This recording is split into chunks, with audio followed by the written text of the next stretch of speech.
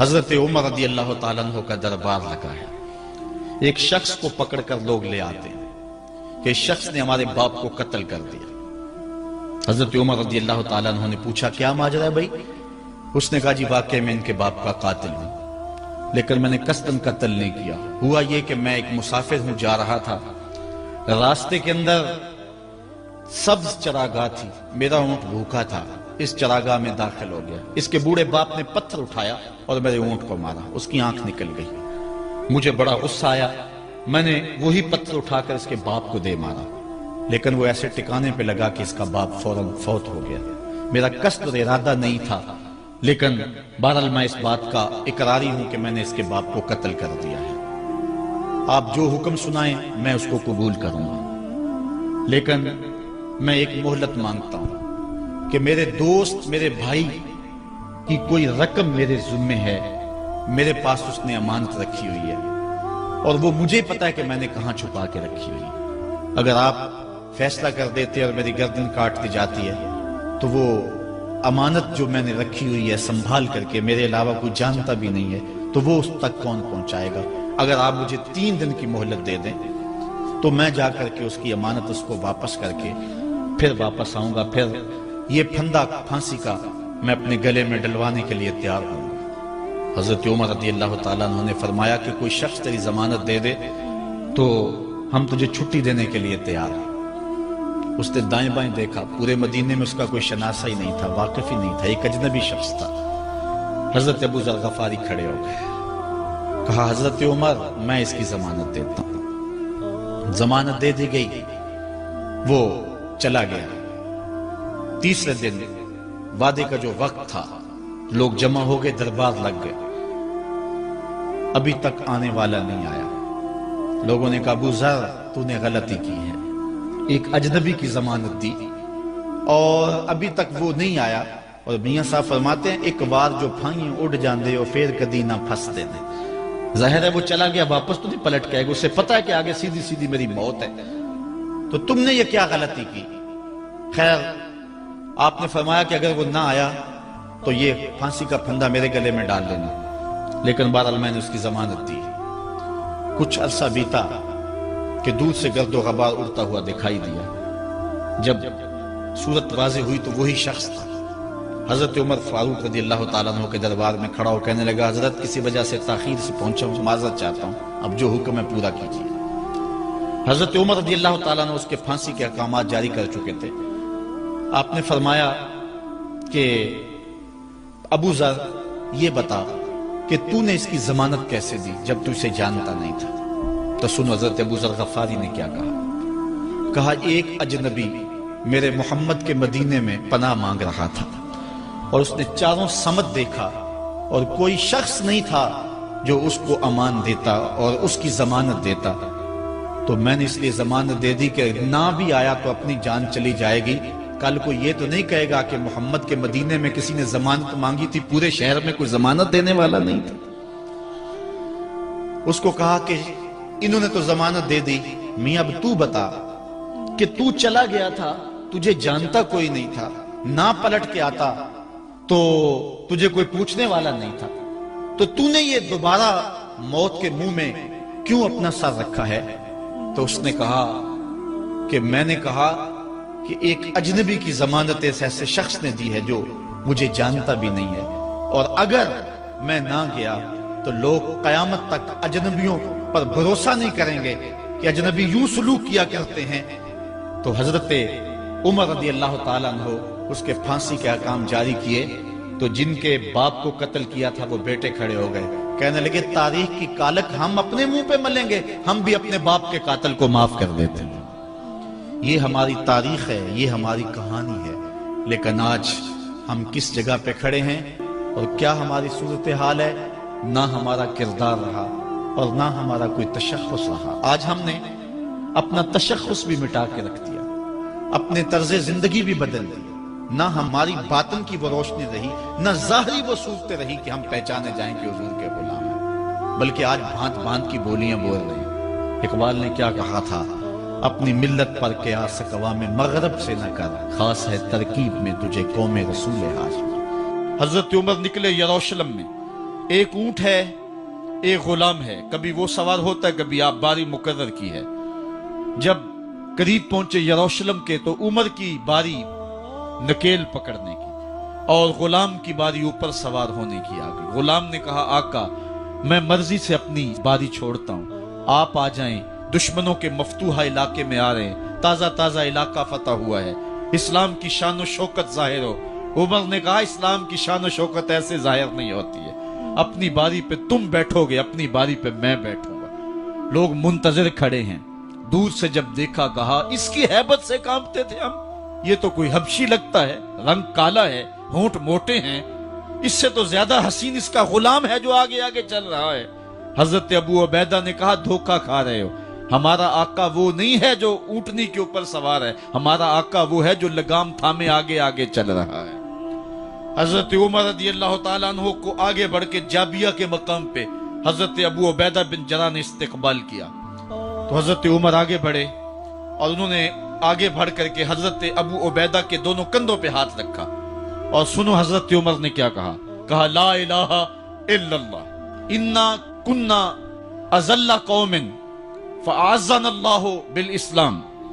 کہا کہ لا الہ الا اللہ، اے ابو عبیدہ بن جراح، ہم ایک ذلیل قوم تھے اور اللہ نے ہمیں اسلام کی وجہ سے عزت عطا کی ہے، اور میں تمہیں ایک تاریخ ساز بات کہنے لگا ہوں، اور وہ یہ ہے کہ جب تک ہم اس عزت والے اسلام کے دامن کو تھامے رہیں گے ہماری عزت قائم رہے گی، اور جب اسلام کے علاوہ کسی اور جگہ سے عزت ڈھونڈیں گے تو رسوا کر کے رکھ دیے جائیں گے۔ یہ ہے وہ خلاصہ جو حضرت عمر نے امتوں کے عروج و زوال کا بیان کیا ہے۔ اس امت کو جو خیرات ملی ہے تخت و تاج کی، وہ پینٹاگون سے نہیں ملی، وہ واشنگٹن سے نہیں ملی، وہ وائٹ ہاؤس سے نہیں ملی، وہ محمد عربی کے جوڑوں کا صدقہ ملی ہے۔ اس لیے جب ہم نے اسلام سے انحراف کیا، پاکستان حاصل کیا گیا تھا، پاکستان کا مطلب کیا؟ لا الہ الا اللہ۔ ہم نے اس نعرے کو چھوڑ دیا ہوا ہے، ہم نے انحراف کر دیا ہے۔ آج ہماری نظریں مغرب کی طرف لگی ہیں کہ تخت و تاج اس سے نصیب ہوتے ہیں، اور دنیا کے اوپر ہم رسوا ہو کے رہ گئے۔ ہماری پستی، ہماری زبوحالی، ہماری ذلت کا سبب یہ ہے کہ جس جگہ سے ہمیں عزت ملی تھی ہم نے وہ مرکز ہی چھوڑ دیا ہے۔ اس مرکز حیات کو، اس مرکز زندگی کو، اس مرکز عزت کو ہم نے چھوڑ دیا ہے، اور دنیا کے اوپر ہم رسوا ہو رہے ہیں۔ انہی حضرت عمر کی کہانی ہے۔ وادی تہامہ سے گزر رہے تھے کہ بچوں کی طرح بلک بلک کے رونے لگے۔ کہا عمر جوان آدمی ہو اور بچوں کی طرح بلک کے رو رہے ہو؟ کہا تم نہیں جانتے، مجھے بچپن کی کہانی یاد آ گئی۔ کہا کیا کہانی ہے؟ کہا یہی عرض تہامہ تھی، میرے باپ خطاب نے مجھے 5 اونٹ دیے تھے، کہا انہیں لائن میں کھڑا کرو سیدھا۔ میں آگے والا سیدھا کرتا تھا، پیچھے والا ٹیڑھا ہو جاتا، پیچھے والا سیدھا کرتا، آگے والا ٹیڑھا ہو جاتا۔ میرے باپ خطاب نے مجھے بڑا مارا۔ کہا ایک عرب کے بیٹے ہو کہ تم سے 5 اونٹ لائن میں کھڑے نہیں ہوتے؟ کہا ایک زمانہ عمر پہ وہ تھا کہ اس سے 5 اونٹ لائن میں کھڑے نہیں ہوتے تھے، اور آج شرق سے لے کر غرب تک 23 لاکھ مربع میل کی حکمرانی اور انسان بھی لائن میں کھڑے ہیں۔ یہ محمد عربی کے جوڑوں کا صدقہ نہیں ہے تو اور کیا ہے؟ عمر سے تو 5 اونٹ لائن میں کھڑے نہیں ہوتے تھے۔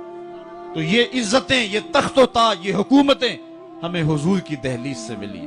جب ہم نے اس دہلیز کو چھوڑ دیا تو دنیا کے اوپر رسوا ہو گئے اور ذلیل کر کے رکھ دیے گئے۔ ہماری اخلاقی پستی اور زبوحالی نے ہم کو کہیں کا نہیں چھوڑا ہے۔ دامن رسالت ماب کو چھوڑ دیا ہے، پھر رسوائیاں مقدر نہیں ہوں گی تو کیا ہوں گی؟ آئیے ابھی بھی موقع ہے، توبہ کا دروازہ بند نہیں ہوا، رب سے بھی معافی مانگ لے۔ گنبد خضرا کے مکین کے حضور بھی ہاتھ جوڑ کے کہیں چھوڑ کے آپ کا دامن رحمت، آقا ہم سے بھول ہوئی، کھو دی اپنی قدر و قیمت، آقا ہم سے بھول ہوئی، دیکھ ہماری آنکھ مچولی، اپنے سینے اپنی گولی، بھول گئے ہم در سے اخوت، آقا ہم سے بھول ہوئی، دنیا کے ٹھکرائے ہوئے ہیں، تیرے در پہ آئے ہوئے ہیں، کھول دے اپنا باب رحمت، آقا ہم سے بھول ہوئی۔ عبداللہ بن عمر اور عبید اللہ بن عمر بصرہ سے گزر رہے تھے ایک جنگ سے واپسی پر، تو حاکم بصرہ نے آپ کو کچھ پیسے دیے کہ یہ مال غنیمت میں جا کے جمع کروا دینا، اور پھر خود ہی مشورہ دیا کہ عراق کے اندر فلاں فلاں چیز بہت سستی مل جاتی ہے، اور حجاز میں ان چیزوں کی قیمت زیادہ ہے. تو اگر آپ ایسا کر لیں کہ یہ ان پیسوں سے خرید لیں اور جا کے مدینہ المنورہ میں فروخت کر دیں تو جو زائد پیسے آپ کمائیں گے وہ آپ کے ہوئے. اور یہی اشرفیاں جو میں نے دی ہیں آپ کو، اتنی اشرفیاں بیت المال میں جمع کروا دینا. تم نے محنت کی ہوگی، تجارت کی ہوگی، تو جتنے بچیں گے وہ آپ کے ہوں گے. تو انہوں نے کہا بہت اچھا. وہاں سے مال خرید لیا، مدینہ المنورہ میں آ کے بیچ دیا. جتنی اشرفیاں انہوں نے وہاں سے دی تھی بیت المال کے لیے، اتنی بیت المال میں جمع کروا دی. حضرت عمر رضی اللہ تعالیٰ عنہ کو پتہ چلا، بیٹوں کو بلایا، کہا کہ سنا ہے تم نے کوئی کمائی کی ہے؟ کہا جی ہم نے تو تجارت کی اور جو مال لیا تھا اتنا مال ہی بیت المال میں جمع کروایا ہے. کہا تم بیت المال کے پیسوں پر کمائی کی ہے، وہ پیسے بھی تمہیں بیت المال میں جمع کروانے پڑیں گے. یہ عمر ہیں رضی اللہ تعالیٰ عنہ. رومی شہنشاہ کی بیوی سلام بھیجتی ہے حضرت عمر رضی اللہ تعالیٰ عنہ کی اہلیہ کو، تو وہ 1 دینار ادھار لے کر کے اس کا عطر خریدتی ہیں اور شیشیوں میں ڈال کر کے ان کو بھیجتی ہیں کہ چلو ایک رواداری کا اچھا ثبوت فراہم کیا جائے. تو وہ واپسی پر انہی شیشیوں کے اندر قیمتی موتی بھر کے بیچتی ہیں، جواہرات بھر کے بیچتی ہیں. حضرت عمر رضی اللہ تعالیٰ عنہ فرماتے ہیں لاؤ یہ سارے جواہرات، سب کو فروخت کرتے ہیں. 1 دینار اس کو دیتے ہیں، باقی بیت المال میں جمع کر دیتے ہیں. تو جب اپنی زندگی اتنی محتاط ہوگی، اتنی خوبصورت ہوگی، تو پھر کس طرح کوئی گورنر زیادتی کر سکتا ہے؟ تو حضرت سیدنا عمر رضی اللہ تعالیٰ عنہ نے اپنا طرز زندگی اور انداز معاشرت اتنا سادہ اور اتنا خوبصورت رکھا کہ اس کے مطابق تمام گورنروں کو ڈھالنے کی تلقین کی.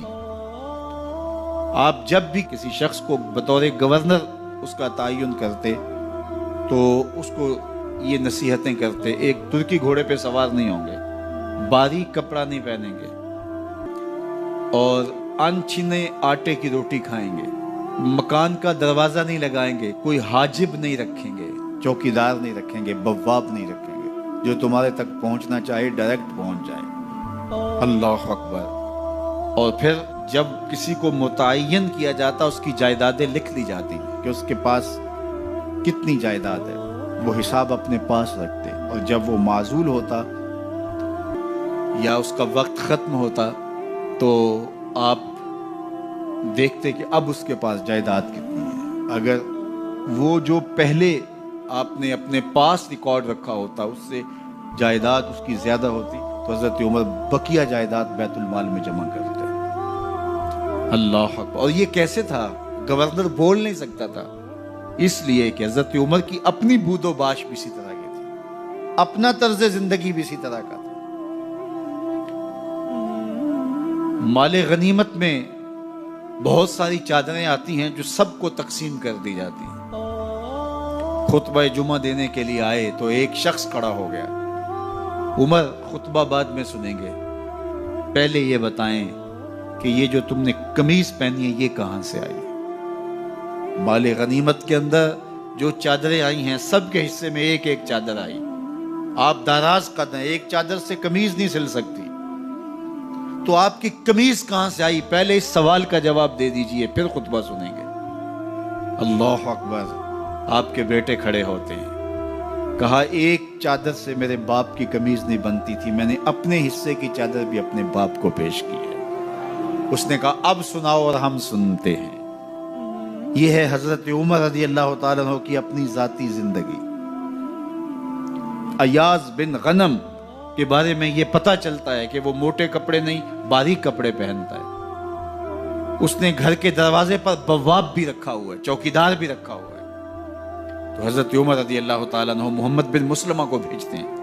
محمد بن مسلمہ جاتے ہیں اور جا کے تحقیق کرتے ہیں تو ایسا ہی پاتے ہیں، تو ان کو وہیں گرفتار کر کے لے آتے ہیں اور حضرت عمر کے دربار میں پیش کیا جاتا ہے. چھڑی اس کے ہاتھ میں دے کر فرماتے ہیں جاؤ تم بکریاں چرایا کرو، تم گورنری کے لائق نہیں ہو. ایک گورنر کو بکریاں چرانے پہ لگا دیتے ہیں اس لیے کہ تم نے ان اصولوں سے، ان ضابطوں سے انحراف کیا ہے جو ایک سلطنت کے ذمہ دار کے لیے لازم اور ضروری ہیں.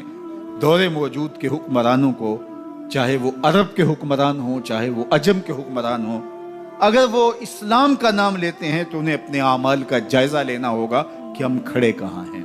حضرت عمر بن عبدالعزیز جو کہ اموی خاندان کے چشم و چراغ تھے، لیکن ان کا مزاج سب سے ہٹ کے تھا، انوکھا اور نرالا تھا۔ سلیمان نے ساری زندگی تخت و تاج کی بسر کرنے کے بعد سوچا کہ میں ان کو اپنا نائب بناؤں۔ تو خیر جب ان کا انتقال ہوا تو لوگ دمشق کی جامع مسجد میں جمع ہوئے اور وصیت نامہ پڑھا گیا۔ تو حضرت عمر بن عبدالعزیز کھڑے ہوئے، فرمایا لوگوں نہ تو میری منشا تھی کہ مجھے خلیفہ بنایا جائے اور نہ مجھے اس بات کا علم تھا، یہ میری منشا اور آپ لوگوں کی مشاورت کے بغیر کیا گیا ہے، میں اس سے دستبردار ہوتا ہوں، آپ جس کو چاہیں اپنا خلیفہ مقرر کر لیں۔ تو لوگوں نے کہا آپ ہی ہمارے امیر ہیں، آپ ہی ہمارے خلیفہ ہیں۔ تو آپ نے فرمایا کہ جب تک اللہ کی اطاعت کرتا رہوں تب تک تمہارا خلیفہ رہوں۔ اور پھر آپ نے حکم نامہ جاری کیا کہ میری جتنی جائیداد ہے ساری بیت المال میں جمع کروائی جائے، اور جتنے بھی اموی شہزادے تھے ان کی جائیدادیں جو لوگوں کے ضبط کی ہوئی تھی سب کو بحق صدقات ضبط کرنے کا حکم نامہ جاری کیا۔ مسجد سے باہر نکلے تو آپ کے لیے شاہی سواری لائے گی، فرمایا میرا خچر کافی ہے میرے۔ گھر پہنچے تو اپنی بیوی فاطمہ بنت عبد الملک سے کہا، جو بادشاہ کی بیٹی ہے، بادشاہ کی پوتی ہے اور 4 بادشاہوں کی بہن ہے، ناز و نعم میں پلی ہوئی ہے، کہا کہ میرے ساتھ تم رہنا چاہو تو تمہیں اپنے سارے زیورات، زر و جواہر، سارا مال بیت المال میں جمع کروانا ہوگا اور فقیرانہ زندگی بسر کرنا ہوگی۔ اب اس پاک باز خاتون نے کہا کہ میں اس کے لیے تیار ہوں، میں فقیری کی زندگی کو ترجیح دیتی ہوں۔ اب حضرت عمر رضی اللہ تعالیٰ عنہ نے صرف 2 سال 5 ماہ اور کچھ دن حکومت کی اور 3 بر اعظموں پر سلطنت اسلامیہ پھیلی ہوئی تھی، اور آپ روتے تھے کہ ان لوگوں کا حق بھی میرے اوپر بلا مطالبہ ہے جو دنیا کے کسی بھی خطے کے اوپر اس سلطنت کی حدود میں بستے ہیں۔ عید کا موقع آیا، عیدگاہ میں جب لوگ ایک دوسرے کو مل رہے تھے تو امیر المومنین کے بیٹوں کے کپڑے خستہ تھے، پرانے تھے، پیوند لگے ہوئے تھے۔ تو آپ نے اپنے بیٹوں سے کہا کہ تمہیں شرم تو آ رہی ہوگی کہ امیر المومنین کے بیٹے ہو کے تمہیں ڈھنگ کا لباس بھی دستیاب نہیں ہے۔ تو آپ کا ایک بیٹا عبد الملک بن عمر بن عبدالعزیز جو آپ کی زندگی میں انتقال کر گیا تھا، اس نے کہا ہمیں اس بات پہ فخر ہے کہ ہمارے باپ نے خیانت نہیں کی ہے، ہمارا باپ دیانتدار ہے۔ جب گھر آتے ہیں تو آپ کی بیٹیاں آپ کو عید مبارک کہتی ہیں، آپ سے ملتی ہیں، لیکن منہ پہ کپڑا دھرا ہوا ہے۔ تو حضرت عمر رضی اللہ تعالیٰ عنہ عمر بن عبدالعزیز بولتے ہیں کہ بیٹی آپ نے چہرے کے اوپر کپڑا کیوں رکھا ہوا ہے؟ تو وہ کہتی ہے ہم نے کچے پیاز سے آج کھانا کھایا ہے تو اس لیے ہم نے کپڑا رکھا ہے کہ آپ اس کی سمیل محسوس نہ کریں۔ تو حضرت عمر بن عبدالعزیز رو پڑتے ہیں اور فرماتے ہیں کہ کس باپ کا جی نہیں چاہتا کہ میری اولاد آسودہ ہو، لیکن میں آخرت سے ڈرتا ہوں۔ حضرت عمر بن عبدالعزیز رضی اللہ تعالیٰ عنہ کے 2 سال 5 ماہ اور چند دنوں کے اندر ایسا عدل پھیلتا ہے کہ لوگ کہتے ہیں ہمیں لگتا تھا آسمان اور زمین کے درمیان ترازو گاڑ دیا گیا ہے، ہر شے پوری پوری تولی جا رہی ہے، اور اتنی خوشحالی آتی ہے، اتنی خوشحالی آتی ہے، لوگ زکوٰۃ کے پیسے لے کے نکلتے ہیں، کوئی زکوٰۃ لینے والا نہیں ملتا۔ ایک علاقے کے لوگ حضرت عمر بن عبدالعزیز کو خط لکھتے ہیں کہ حضرت زکوٰۃ کا کیا کریں؟ فرمایا غریبوں کو دے۔ کہا کوئی غریب رہا ہی نہیں، تو کہا کہ اچھا آپ اس طرح کریں کہ جن کی شادیاں نہیں ہوئی ان کا مہر ادا کر کے شادیاں کروا دیں۔ تو وہ جواب میں لکھتا ہے یہ بھی ہو چکا۔ تو کہا لوگوں کو قرضہ دے دیں۔ کہا کسی کو قرضے کی ضرورت ہی نہیں ہے۔ تو پھر فرماتے ہیں اچھا غیر مسلموں کو قرضہ دیں تاکہ وہ کھیتی باڑی کر کے زراعت کے کام کو بڑھائیں۔ یہ عمر بن عبدالعزیز کا دور ہے۔ عدل پھیلا، نور پھیلا، روشنی پھیلی۔ شہزادگی کی زندگی سے ایک دم اپنے آپ کو ایک چھوٹے سے کٹیا کے اندر محدود کر دیا۔ اللہ اکبر۔ حضرت عمر بن عبدالعزیز رضی اللہ تعالی عنہ مسلمانوں کے نامور خلیفہ ہے، اور ان کو ان کے عدل، ان کے انصاف ان کی سادگی اور ان کی زندگی کے اس خوبصورت طرز کی وجہ سے عمر